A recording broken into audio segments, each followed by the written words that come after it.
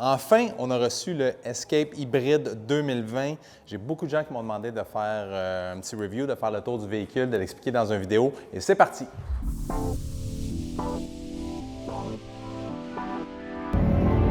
Avec la nouvelle Mustang. C'est un Ford Ranger 80. Et ce qui est drôle, c'est qu'il y a deux clés.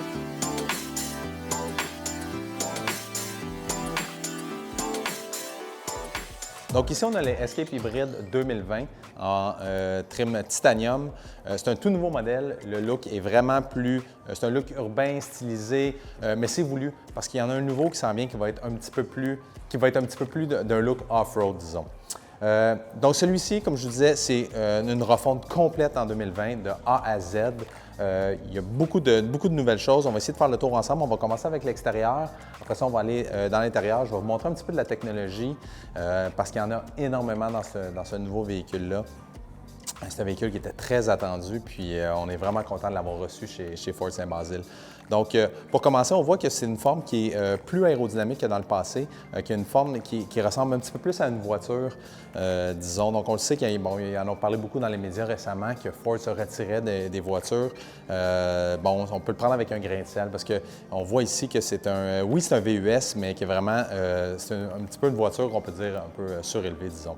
D'ailleurs, dans l'essai routier, je vais vous montrer un petit peu pour les dynamiques de conduite. En termes de grosseur, le véhicule est un petit peu plus gros que le Mazda CX-5, un petit peu plus gros que le CR-V, mais une petite affaire plus petite que le Nissan Rogue. Donc, ça peut donner une idée aux gens en termes de grosseur du véhicule. Il y a quelque chose qui est vraiment le fun avec les phares qui vient standard sur le véhicule, qui vient justement avec le package Ford Copilot 360. Donc, il y a les feux de route maintenant, les feux de route qui sont automatiques, c'est-à-dire que ça va aller sur les hautes, sur les basses, de façon automatique. Même quand on suit un autre véhicule, quand un véhicule qui s'en vient en sens inverse, c'est vraiment le fun. Je l'ai essayé dans plusieurs modèles Ford, ça fonctionne vraiment bien. Donc, plus besoin de mettre les hautes et les basses, ça se fait automatiquement. Donc, je vous parlais du système Ford Copilot 360. Donc, je vais vous faire la liste un petit peu de toute la sécurité que ça peut vous donner, ce système-là. Donc, c'est le système d'angle mort avec avis de circulation transversale. C'est aussi l'assistance pré-collision. Avec le freinage d'urgence automatique. Il y a aussi le système de suivi de voie. Évidemment, avec tous les nouveaux véhicules en 2020, il y a la caméra de recul. En option aussi maintenant, on avait le stationnement automatique sur les véhicules Ford, ça fait quand même une couple d'années déjà. Et maintenant, on a le système 2.0 qui a plein de nouvelles façons. Donc, il peut se stationner en perpendiculaire, en parallèle et c'est vraiment, vraiment efficace. Tu peux lâcher le volant, tu peux tout lâcher, c'est presque magique. Ça va être pratique pour ma blonde, elle va arrêter d'accrocher des mags sur les trottoirs. Mon amour, je t'aime.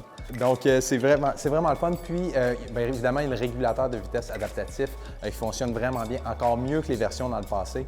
Donc, c'est-à-dire, tu es dans la voie de gauche, tu roules, disons, à 110 km/h, il y a un véhicule qui se tasse en avant de toi qui roule à 100 km/h, l'auto va automatiquement ralentir à 100 km/h. Quand l'auto va se retasser vers la droite, tu vas réaccélérer à 110 km/h. Et il y a aussi l'assistance de direction évasive. C'est pas une conduite automatique. Ce que ça va faire, c'est que quand tu t'approches des lignes de côté, tu vas le sentir dans le volant va te rediriger un petit peu vers le centre de la voie. Sur tous les produits Ford, on a deux façons d'ouvrir la porte. Donc, la clé intelligente. Donc, on peut juste mettre notre main sur la poignée comme ceci et ça débarre la porte. Et puis, on met notre pouce sur le dessus de la poignée pour la rebarrer. Et on a encore le pad qui est un petit peu des signatures de Ford. Je comprends pas que les autres manufacturiers le disent pas, l'ont pas. Je l'ai déjà dit dans une autre vidéo, la vidéo sur l'Explorer. C'est quelque chose qui est vraiment pratique. Si tu vas faire du sport, tu peux laisser ta clé dans le véhicule et barrer les portes, débarrer les portes avec le code qui est sur le côté. C'est super pratique. Et même dans des cas spéciaux où, par exemple, tu as oublié ta clé dans l'auto, puis tu as un gros problème, tu peux appeler au concessionnaire, puis ils vont te débrouiller, puis ils vont t'avoir le code de la voiture. Fait que ça, c'est quelque chose qui est vraiment le fun. Super belle roue de 19 pouces sur le modèle Titanium, avec des pneus qui sont, je vais utiliser une expression anglaise, mais low rolling resistance. Donc, sur tous les modèles hybrides, on essaie vraiment de maximiser la consommation, l'économie d'essence, dans le fond, avec des pneus à basse résistance. Parce qu'il faut savoir que ce qui aide à la consommation d'essence, donc à consommer moins, c'est l'aérodynamisme du véhicule, mais c'est aussi les pneus dans ce cas-ci. On a le haillon automatique, donc on peut ouvrir avec un simple bouton ici.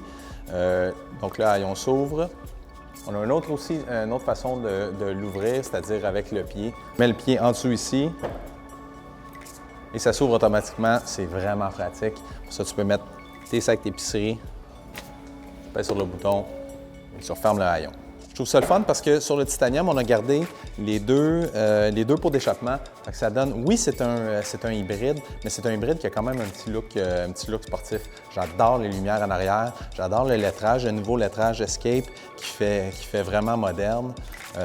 Les lignes, overall, je trouve que c'est très, très, très réussi.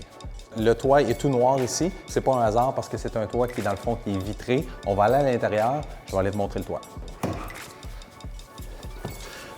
Donc, on a une belle vue ici du toit panoramique. Bon, le toit est fermé. On peut avoir, c'est comme une espèce de petit tissu qui nous protège du soleil si on veut être protégé. Ce qu'on peut faire, on l'ouvre comme ça.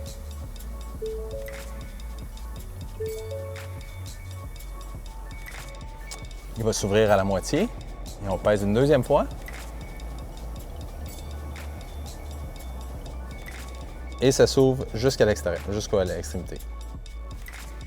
C'est un toit qui est panoramique. En du panoramique, c'est panoramique pour vrai, donc c'est vitré vraiment jusqu'à l'arrière des bancs arrière. L'intérieur que j'adore, qui a été refait au complet. J'aime spécialement le nouveau matériel qui est dans les portes ici avec une espèce de design dedans, comme des losanges qui donne un beau look. On a une limitation de bois et qui donne encore un petit peu de chaleur. On a l'écran ici avec le système Sync de Ford qui est tellement efficace, c'est tellement facile. On va revenir, on va faire le tour. On a encore des boutons, donc un bouton de volume, un bouton pour tuner qui rendent la chose facile pour monter et descendre le volume ou de changer de poste. On a la climatisation automatique. Dans le cas ici du titanium, on a une climatisation qui est 2 zones. Maintenant, on va aller l'essayer sur la route. C'est vraiment le fun, c'est un véhicule qui se conduit, je dirais, un petit peu plus comme un véhicule électrique que comme un véhicule à essence. C'est le fun parce que quand tu pèses sur le gaz, tu as le torque qui est disponible immédiatement. Tu as le torque de la batterie qui est là et qui vient remplir un petit peu, des fois, l'espèce d'hésitation qu'on a quand on pèse sur le gaz dans un véhicule à gaz conventionnel. C'est un véhicule qui va boucler le 0-100 en 7 secondes, donc c'est quand même un VUS, un petit VUS qui est rapide. Ça donne, c'est 200 force, 200 livres de torque, donc c'est pas rien. Pour la consommation d'essence combinée va être de moins de 6 litres au 100 km, ce qui est vraiment excellent, surtout pour un système qui est all-wheel drive traditionnel. Donc, c'est-à-dire qu'on a un moteur électrique qui est situé entre la transmission et le moteur à explosion. Donc, il va nous permettre d'utiliser le système 4 roues motrices traditionnel qui est utilisé dans le Escape. Ce que ça donne, c'est des performances hors route qui vont être de beaucoup supérieures à d'autres véhicules hybrides, d'autres VUS hybrides 4 roues motrices, notamment comme le RAV4. C'est-à-dire qu'on peut envoyer, même quand les roues d'en avant ne patinent pas, on peut envoyer jusqu'à 50 % de la puissance aux roues arrière. Quand ça patine, on peut envoyer beaucoup plus de puissance aux roues arrière que dans un système à essieu arrière électrique, un petit peu comme le Toyota RAV4. Ce qu'il va être capable de faire aussi, il va être capable de déconnecter l'essieu arrière. C'est ce qui lui permet de faire une économie d'essence qui est aussi significative, soit de moins de 6 litres au 100 km. Comme dans tous les véhicules hybrides, il y a le freinage régénératif. C'est quand même un mot difficile à dire, hein, régénératif. Donc, ce que ça va faire, c'est que ça va charger les batteries quand on freine, quand on utilise les freins. Donc ici, l'indicateur va nous dire quand on va arrêter. Donc, on a récupéré 89 % de l'énergie. C'est quand même cool. C'est un freinage qu'il y a beaucoup de manufacturiers qui ont eu de la misère à faire des freinages qui sont efficaces. Par contre, dans ce véhicule-là, je dirais que la pédale est vraiment linéaire. La pédale de frein, elle nous permet de freiner de façon, en anglais, je dirais predictive, là, donc un freinage qui est vraiment prévisible, facile à moduler. La batterie, qui est quand même quelque chose qui est habituellement un petit peu lourd dans les voitures électriques, elle est située sous le véhicule. C'est la grosseur à peu près d'un briefcase, donc un petit sac de travail, vraiment sous le véhicule, donc ça reste une conduite dynamique. Les ingénieurs de Ford je dirais qu'ils ont ajusté la suspension pour avoir une conduite qui est vraiment, c'est pas axé trop sur une conduite sportive, mais non plus juste sur le confort. Je dirais que c'est un entre-deux que j'apprécie particulièrement. Une autre chose qui peut être plate dans certains modèles hybrides du passé, c'est la transition du moteur électrique au moteur à essence. C'est vraiment, vraiment smooth dans le 2020. Je dirais que je ne suis même pas capable de savoir quand le moteur il embarque ou il débarque. C'est très, très, très impressionnant. C'est ça qui est le fun. C'est surtout, vous le remarquerez, venez l'essayer en concession. Quand on part à un stop, c'est vraiment instantané l'accélération, un petit peu comme un véhicule électrique. Donc, on va faire une démonstration d'un stationnement automatique. Ici, un stationnement en parallèle à droite. Je vais peser sur le P. Et on va mettre le clignotant à droite. Ça va détecter le stationnement. Donc, ça me dit d'avancer. Le stationnement, l'espace a été trouvé. Donc, je vais arrêter. Je vais le mettre au neutre. Je vais peser sur le bouton P ici et je vais tout lâcher. Donc, je ne pèse pas sur les freins, je ne pèse pas sur le... Je ne tourne pas, évidemment, le volant moi-même et ça recule tout seul. Et ça tourne. Ça va quand même assez vite. Plus vite que je l'aurais fait. Mais c'est incroyable à quel point c'est précis. Donc, ça recule et ça va même avancer. Donc, on le met sur... il va avancer tout seul. Il va s'arrêter à la même distance de l'avant et de l'en arrière, comme pour être au milieu du stationnement. Et ça y est. Après ça, on va avoir un beau petit finish qui dit « Hey, t'as réussi à te stationner! » Ouais, j'ai gagné! Donc, une autre des caractéristiques du stationnement maintenant 2.0, c'est le fait qu'on peut sortir du stationnement aussi de façon automatique.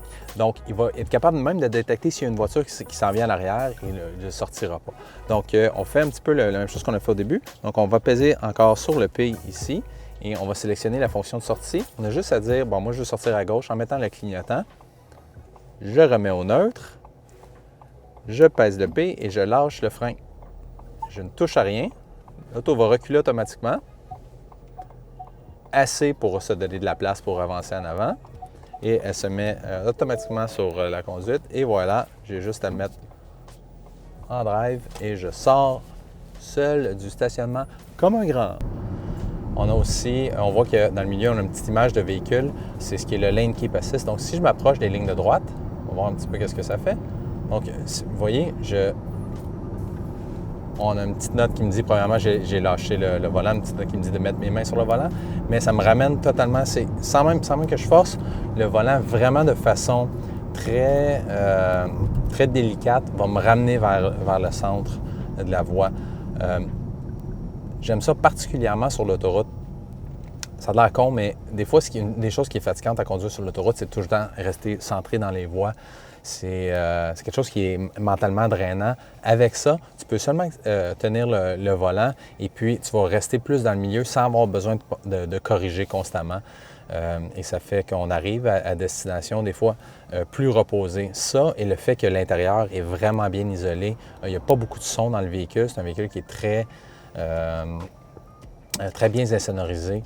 Donc, on descend à Québec, on fait 2h30 de route, puis on arrive plus reposé. Des fois, on ne sait pas trop pourquoi. Ou des fois, même, on arrive fatigué dans notre véhicule. Je vous le garantis, ce véhicule-là, pour faire de la route, c'est quelque chose c'est vraiment une de ses forces. Une des choses que je peux faire avec le cruise control adaptatif, c'est de dire, je veux toujours être, par exemple, 10 km/h en haut de la vitesse affichée. Et puis, il va savoir que quand on change de zone, je vais à 10 km/h en haut. Donc, je sais ici, des fois, on ne se rappelle pas toujours, on n'a pas vu d'indicateur de vitesse récemment, et de savoir à quelle vitesse on roule, ou pas quelle vitesse on roule, on sait à quelle vitesse on roule, mais de savoir dans quelle zone on est, c'est pas toujours évident, mais là, tu l'as à l'écran. Donc, je sais en ce moment que je suis dans une zone de 70, et puis quand je vais traverser dans la zone de 90, c'est vraiment précis, donc c'est même pas à 100 mètres, je dirais à 50 mètres, ça détecte la zone, et puis ça me marque 90 km/h. Je vais vous faire la démonstration. On voit la pancarte qui est au loin. Ça va changer à 90 km/h. Donc, on passe la pancarte et 90 km/h. Un autre petit gadget, une caractéristique du Escape hybride Titanium 2020, on a ce qu'on appelle l'affichage tête haute. Donc, on a l'affichage qui va montrer le régulateur de vitesse, notre vitesse, on voit ici comme on roule à 6-7 km/h, mais c'est vraiment, on n'a pas de besoin de baisser les yeux dans notre panneau d'instrumentation pour voir notre vitesse. On le voit vraiment, c'est un hologramme, on le voit sur la route. C'est vraiment le fun. On parlait tout à l'heure de la caméra de recul. Donc, la caméra de recul, on a vraiment un gros écran dans lequel on peut voir la vue arrière qui est hyper clair. Ça, c'est une des choses que je reprochais aux caméras de recul dans le passé. Donc, on a les lignes, évidemment, et quand on tourne le volant, on peut voir les lignes de la direction d'où on s'en va. Et pour ceux qui ont même une boule, donc on a une petite ligne au milieu qui va vous indiquer où la boule s'en va. Fait que tout le monde saura que quand tu veux attacher, par exemple, un trailer en arrière, c'est toujours difficile de s'enligner directement. Mais avec ça, ça a été inspiré du Ford F-150. Tu peux vraiment te diriger dans la bonne direction. J'aime vraiment la disposition des instruments. Donc, on a une espèce ici encore là, le même faux fini de bois. C'est du panneau qui est mou sur le dessus ainsi que sur le devant. C'est vraiment bien fait. Je trouve que la qualité, le chrome, bon, c'est pas de l'espèce de chrome, c'est une espèce de fini métallisé, est vraiment beau. On a les boutons dont on a besoin, donc c'est le bouton de volume, le bouton pour le tuning, pour changer de poste de radio. J'aime ça avoir des boutons. Moi, juste avoir un écran, j'ai un petit peu de misère avec ça encore. Peut-être dans le futur, on verra, mais en tout cas, j'aime encore mes boutons. Bon, évidemment, les plugs de chargement pour téléphone, qui est rendu standard dans la plupart des voitures. On a le nouveau... Bon, maintenant, avant, c'était un pommeau de vitesse. On n'a plus de pommeau de vitesse maintenant. C'est une espèce de roulette qu'on va déplacer pour mettre sur le reculon, sur le drive, sur le neutre. C'est le fun parce que ça sauve beaucoup de place dans la console centrale. Et puis, je dirais à la limite que c'est presque plus safe que c'était avant parce que tu peux pas l'accrocher vraiment puis le mettre en vitesse. Par exemple, je dirais pour un enfant, c'est vraiment difficile de le mettre sur le reculon si on ne veut pas le faire. 2 porte-gobelets au milieu, frein à main électronique. Je trouve qu'il y a de la place, c'est le fun. Les femmes, souvent, pour mettre leur sacoche au milieu, ils aiment ça avoir un espace plus plat. C'est des choses qu'ils peuvent faire ici. Le coffre à gants, beaucoup de place. Encore là, il y a un chargement. Puis, il est vraiment à la bonne place et il est super bien padé. Donc, quand on fait de la route, il y a le coussinage, dans le fond, là, super con. L'instrumentation qui est complètement digitale, on a une espèce de gros écran qui est juste devant nos yeux, qui est très clair. Puis évidemment, on peut le modifier à notre goût, on peut mettre toutes les informations. Bon, je ne ferai pas le tour aujourd'hui, mais je vous garantis que n'importe quoi que vous voulez afficher, on peut l'afficher. On peut même changer les couleurs, on peut aller dans différents modes d'écran. On peut mettre un écran calme, par exemple, qui va faire qu'on va avoir peu d'informations et puis on va juste avoir l'information qui est nécessaire. Mais ça, je vous garantis que c'est quelque chose qui va impressionner à peu près n'importe qui va embarquer dans ce nouveau véhicule-là. Je vais vous parler un petit peu de l'espace intérieur du Escape. C'est vraiment le fun parce que je suis quelqu'un qui mesure 6 pieds 3, j'aime ça avoir quand même de la place dans mon véhicule. Il ne faut pas oublier que ça reste quand même un petit VUS ou un VUS intermédiaire. Je mesure 6 pieds 3, en avant 6,7 pour ma grandeur. Maintenant, l'avantage des places arrière, on a la batterie qui est située sous le véhicule, contrairement au RAV4 où la batterie est sous le banc. Ce que ça fait, vous allez remarquer qu'embarqué dans le RAV4 en arrière, le banc il est plus haut, on a moins de place un petit peu pour la tête. Si on m'utilise comme cobaye ici, on voit que je m'assois derrière moi. Donc, si on était 2 gars de 6 pieds 3, on a en masse de place. J'ai beaucoup de place de dégagement pour les genoux. J'ai un siège que je peux mettre à l'angle que je veux. Donc, on peut changer l'angle du dossier. Mais je peux même avancer ou reculer l'assise du siège, ce qui est le fun parce que ça peut donner plus de place de cargo arrière ou plus de place pour les genoux. Vous voyez, c'est vraiment, j'ai comme, je me dirais que j'ai comme 20 cm de place. C'est vraiment, vraiment, vraiment impressionnant. Pour ce qui est du cargo arrière, on a aussi beaucoup de place à l'arrière. Ce qui est le fun, vous allez remarquer qu'il y a plusieurs véhicules hybrides qui n'auront pas de pneus de secours. Donc, pour ceux qui veulent absolument un pneu de secours, il est disponible dans le Escape. La batterie, donc c'est un des autres avantages d'avoir la batterie du système hybride qui est sous le véhicule, elle ne prend aucune place. Et on a même pris la batterie du véhicule comme telle, la batterie pour les accessoires, on l'a mis en arrière ici, au milieu du pneu de secours. Une autre caractéristique de l'espace cargo qui est vraiment pratique, donc quand on rabat les bancs arrière, on a un plancher qui est plat, viens voir. Donc quand tu veux rentrer quelque chose, donc c'est complètement plat. Et ça fait qu'on peut mettre des boîtes qu'on va magasiner chez Ikea et puis on n'a pas de problème, ça ne rentre pas dans le banc. C'est super cool. J'espère que vous avez aimé mon descriptif du Ford Escape 2020. Si vous avez des questions, des commentaires, écrivez-les en dessous du vidéo, puis on va répondre à tout le monde. Puis si vous voulez voir d'autres essais, juste nous demander, puis on va s'efforcer de plaire à tout le monde. Maintenant, on a plein d'autres vidéos. Suivez-nous. Vous venez de voir en concession chez Ford Saint-Basile. Merci. À la prochaine.